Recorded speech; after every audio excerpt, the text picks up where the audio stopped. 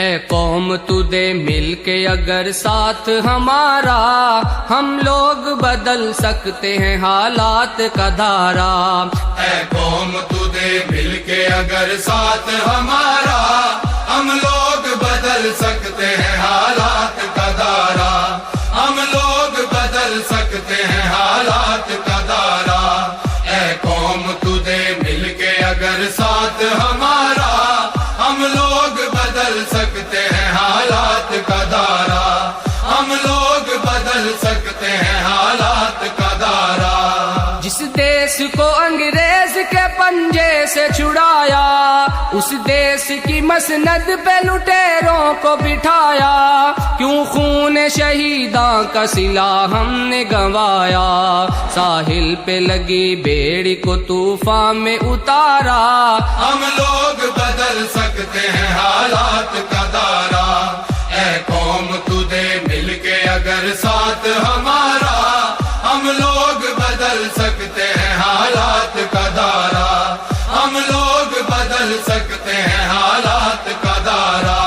मासूम लहू देता है रो रो के दुहाई, बर्बाद हुई जाती है ईमान की कमाई। अल्लाह से बगावत है ये बंदों की खुदाई, अब कहरे खुदावंद से बच जाओ खुदारा। हम लोग बदल सकते हैं हालात का धारा। ए कौम तू दे मिलके अगर साथ हमारा, हम लोग बदल सकते हैं हालात का धारा। हम लोग बदल सकते हैं हालात का धारा। सर जिसके लिए कौम के मर्दों ने कटाए, इज्जत के गोहर बेटियों बहनों ने लुटा। मची लूट है रिश्वत की दुहाई, कमजोर का हक छीन के खूबैश उड़ाई। जो अहद किया उसकी ही बुनियाद हिलाई, तागूत इशारों पे रचा खेल है सारा। हम लोग बदल सकते हैं हालात का धारा। ए कौम तू दे मिलके अगर साथ हमारा, हम लोग बदल सकते हैं हालात का धारा। हम लोग बदल सकते हैं हालात का धारा। हम लोग पलट सकते हैं तूफान बला को, पाँवों से कुचल सकते हैं फितनों की वबा को। जुर्रत से मिटा सकते हैं हम मकरो रया को, सर कुफ्र का कदम।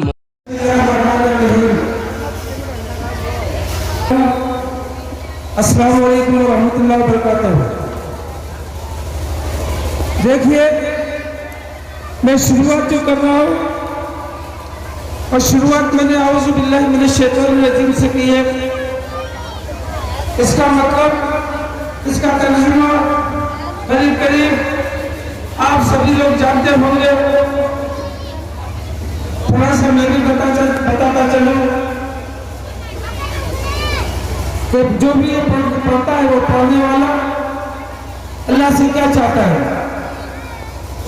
वो अल्लाह से अर्ज करता है, अल्लाह मुझे शैतान के शर से बचा, शैतान की शैतानियों से, उसकी शैतानी हरकतों से मुझे महफूज फरमा और अपनी हिफाजत में रख, अपनी अमान में रख।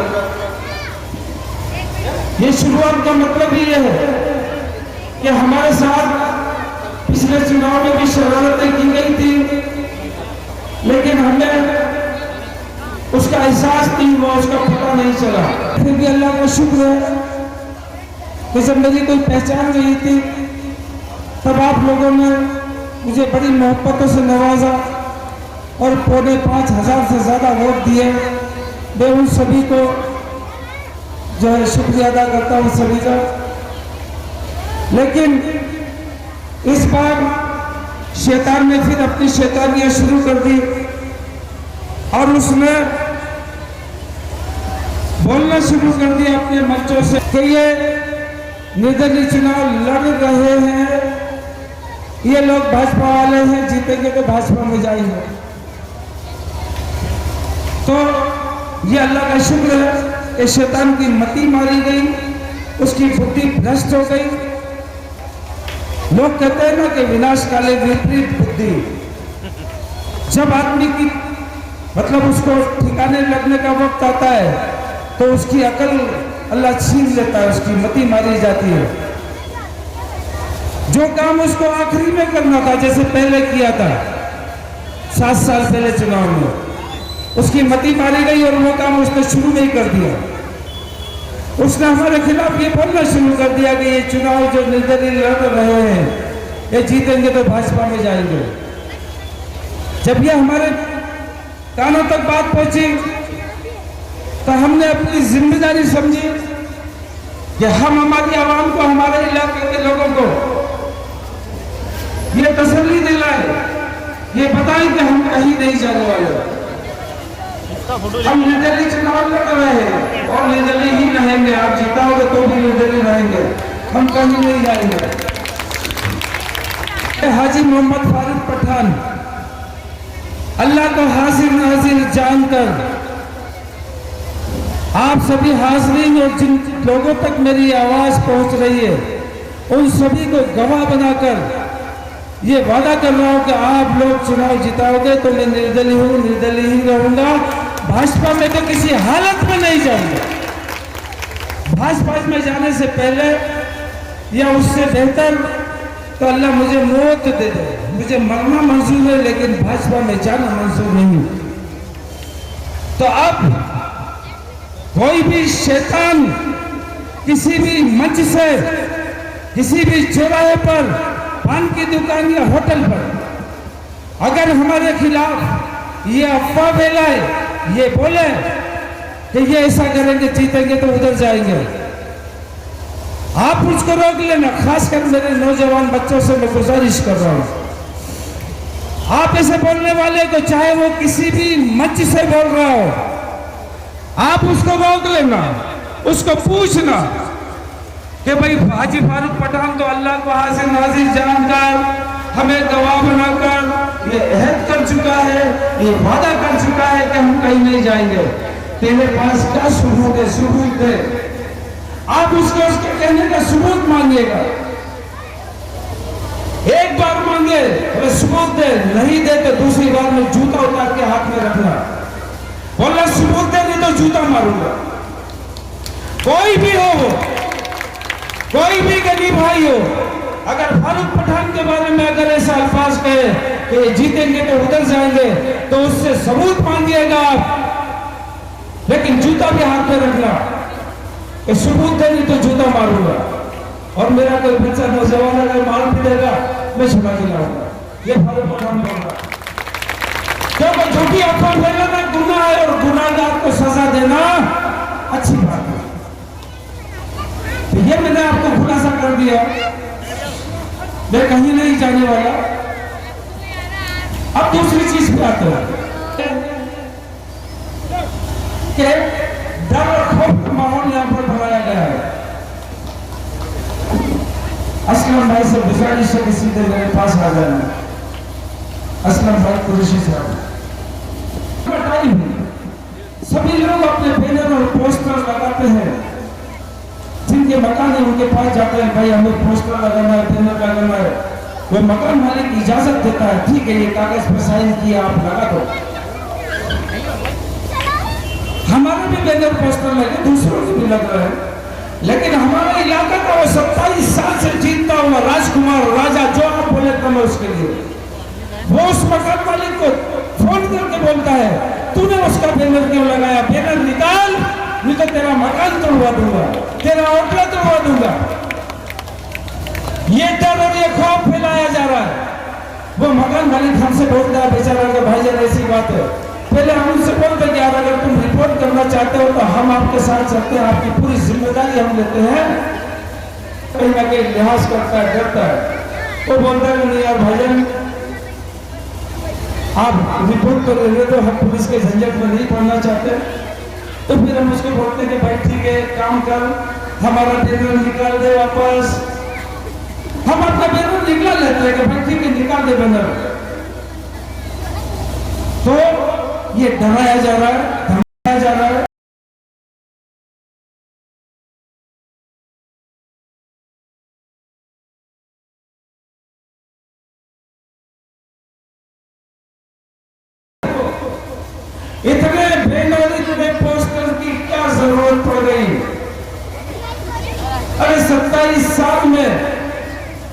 काम किए होते, लोगों को दिल से चाहा होता, लोगों से मोहब्बत की होती, लोगों का अदब किया होता, तो तुझे ये इतने बैनर पोस्टर लगाने की जरूरत नहीं पड़ती।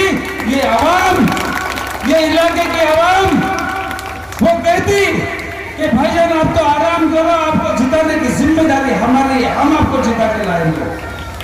27 साल में ऐसे काम किए होते, लोगों से इतनी मोहब्बत की होती, इतना अदब किया होता, एहतराम किया होता कि लोग तुझे घर बिठा के रखते और जिता के ले जाते। लेकिन काम तो किया नहीं, काम ऐसे नहीं किए कि लोग घर बैठे जिता गए। काम तो ऐसे किए कि आज सुबह 8 बजे घर से निकलना पड़ रहा है। आपने देखा किसी चुनाव लड़ने वाले को कि सुबह 8 बजे दरवाजा खटखटा रहा है?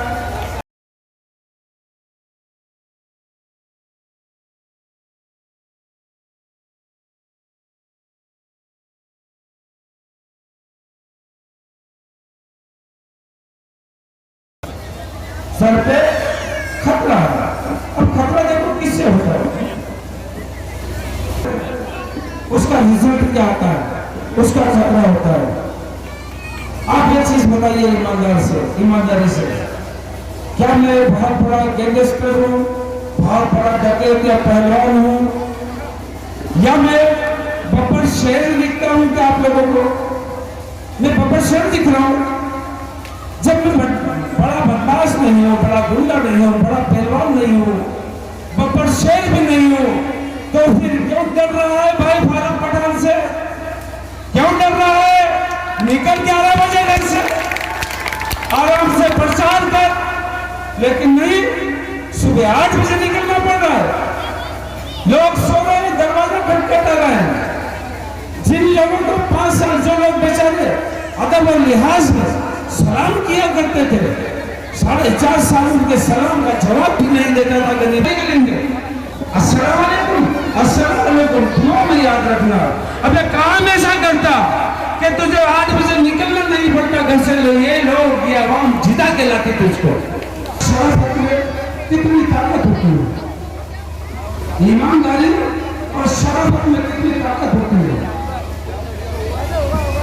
ईमानदार आदमी, शरीफ आदमी जुल्म सहता है, कई बार जुल्म सहता है, लेकिन जब वो जुल्म सहने की ताकत उसकी खत्म हो जाती है और जब वो बगावत पे आता है तो सड़क पे आकर वो फारूक पठान बन जाता है। वो शराफत और ईमानदारी की वजह से विरोध नहीं करता, जब उसमें जुल्म होता है तो वो फारूक पठान बन जाता है। आज हम फारूक पठान बने हैं, ईमानदार हैं। आज 34 साल हो गए इस मदीना नगर में रहते हुए। कोई एक शख्स आके ये नहीं बोल सकता कि हमें गाली बकी थी, कोई एक शख्स ये आके नहीं बोल सकता कि हमने उसका 2 रुपया खा लिया या 2 इंच जमीन दबा ली या उसको बहुत ज्यादा दिल दुखा दिया। नहीं, हम जानते हैं कि अगर हम किसी का दिल दुखाएंगे तो अल्लाह ने हमारा दिल दुखाने के लिए भी बहुत लोग पैदा कर रखे हैं इस जमीन पर। हम चाहते हैं कि हम आपकी इज्जत करें, या हम चाहते हैं कि आप लोग हमारी इज्जत करो, तो हमें आपकी इज्जत पहले करनी पड़ेगी, तभी आप हमारी इज्जत करेंगे।